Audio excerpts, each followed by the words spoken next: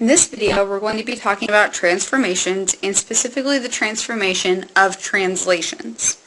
So translations is when a shape moves or slides in one direction from one place to another. Whenever translations occur, the orientation of the shape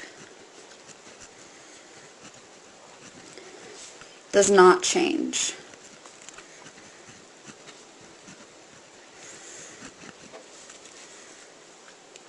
So whenever we do a translation, what we're doing is we're simply adding or subtracting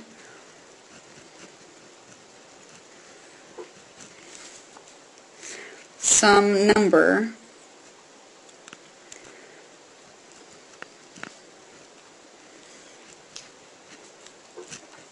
to the x and or y coordinates.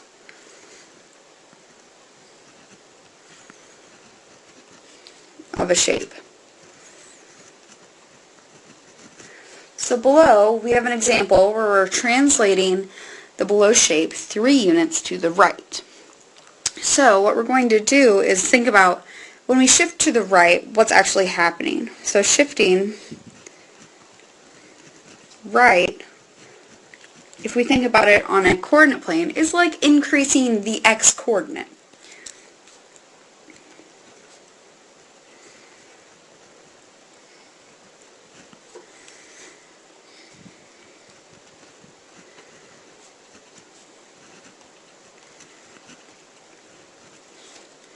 So therefore, we need to add 3 to each x coordinate.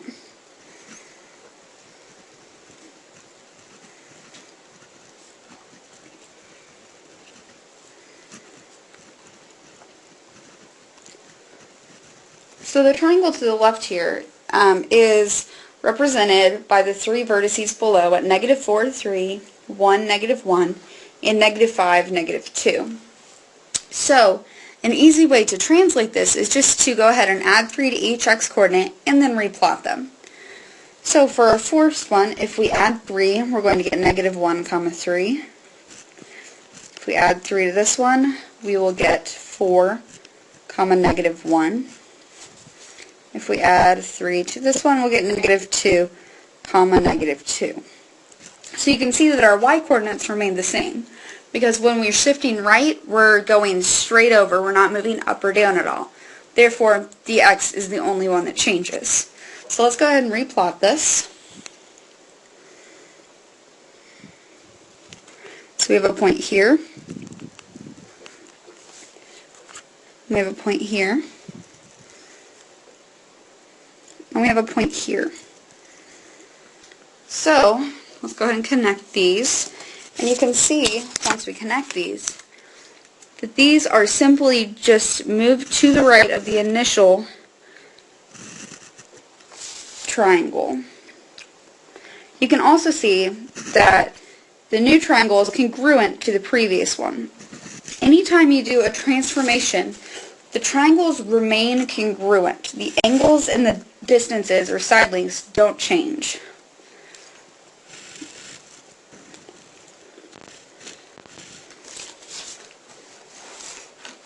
Let's do a slightly more complicated example now. So we're going to translate the below shape 3 units down and to the right at 45 degrees. So now we're not simply moving in the left or the right or up or down direction. We're doing a combination. So we have to determine the change still.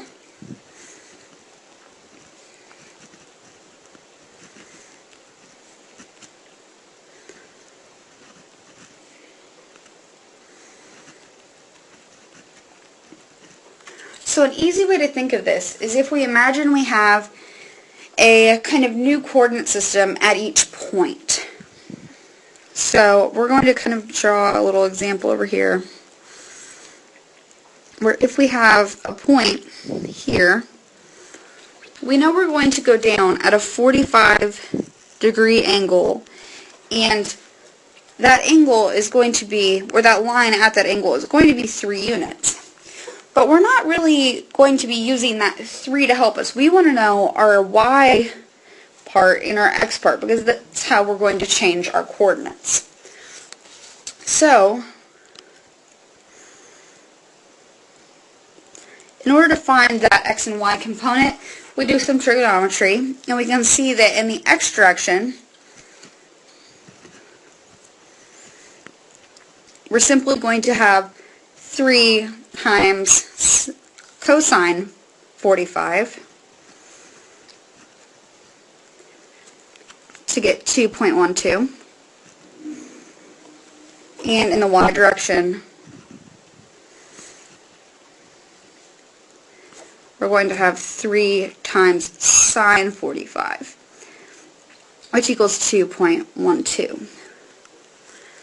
And it just so happens to work out that since this is 45 degrees, we do have the same change in our x and y direction. However, we need to look at the sign of these directions.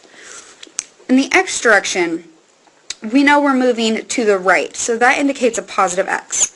So we can leave that as 2.12. However, in our y direction, we're moving down, so down represents a negative, so we should actually move a negative 2.12. Now we simply just need to change our coordinates. So, one of our vertices was negative 4, 3. When we add our 2.12 to the x and subtract 2.12 from the y, we'll get a new coordinate of negative 1.88 and 0.88. When we do the second vertice, we get our new coordinate as negative 0.88 and negative 1.12. When we do our last vertice, we get a positive 1.12, comma, negative 0.12. So these numbers are a lot messier, I guess you could say, from our previous example. So you can see how doing the translations isn't always easy, depending on if it has an angle or if it's just a straight left, right, or up, down. So now let's quickly plot this so we can see how it moved.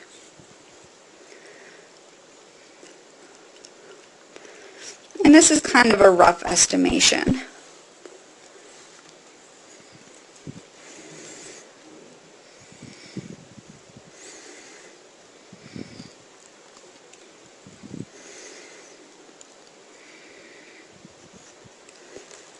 I've drawn out our points here. Connect them really quickly.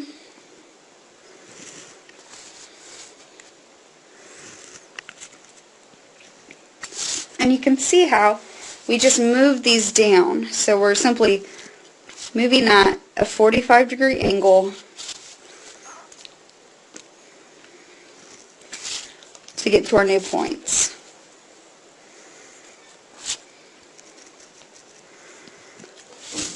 So, this is some examples of translations and how we can determine where translations will lead our shapes.